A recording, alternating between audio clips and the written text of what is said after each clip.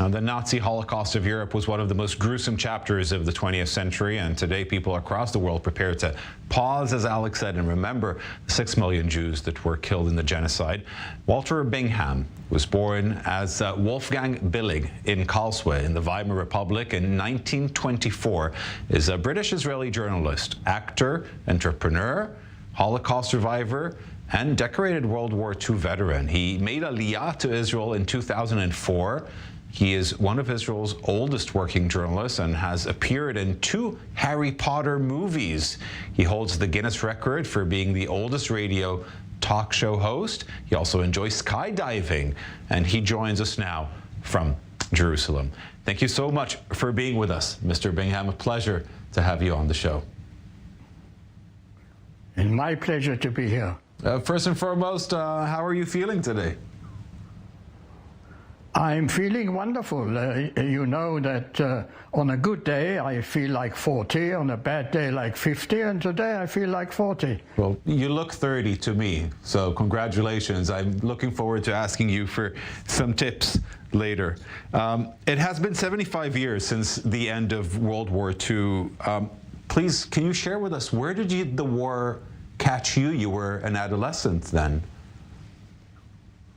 Well, for me, the Holocaust actually started after 3rd grade at school, because then everything changed. Of course, it developed in stages via the Nuremberg laws and so on, and the climax was the final solution, the camps, but fortunately I was spared that. But in my early years, I experienced enough at school.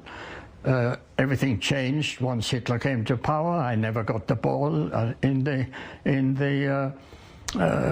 schoolyard, and also I was bullied. You know, you can imagine that. And the children, the boys who were with me in class, they had to join the Hitler Youth subsequently, because if your children don't join the Hitler Youth, then wherever you're working, you may lose your job.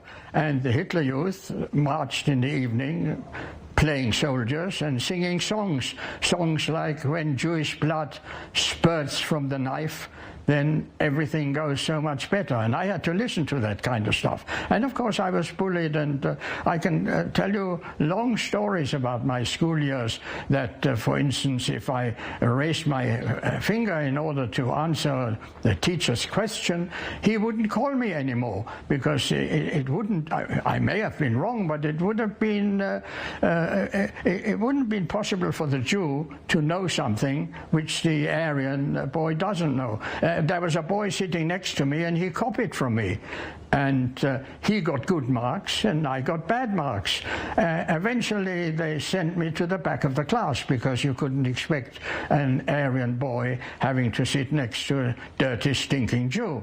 So and that, of course, started a vicious circle. If you're sent to the back and you're different from everybody else, then naturally that has an effect, and it made things worse. And of course, eventually we were thrown out of school. Certainly. And the war years, how did your family, what went through your family from 1939 or to 1945?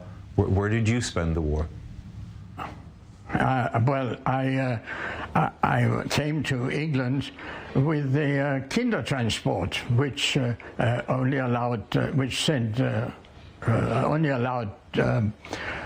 unaccompanied children. So my father had already been deported, because we were Polish Jews, and there was this big chasm in Germany between Polish and German Jews. It was as steep as the Grand Canyon. I never even went into the areas where the German Jews lived. So there was a deportation, which is a long story, of Polish Jews in 1938, which in October 38, which actually started because when Hitler invaded Austria, or took over Austria, then the Polish government was very concerned that all those Polish Polish Jews, that was in 1938, would want now to come back to Poland away from the Nazis. And so, of course, they issued a denationalization law which said that all Polish Jews who've been out of the country for more than 5 years have to have a stamp in their passport.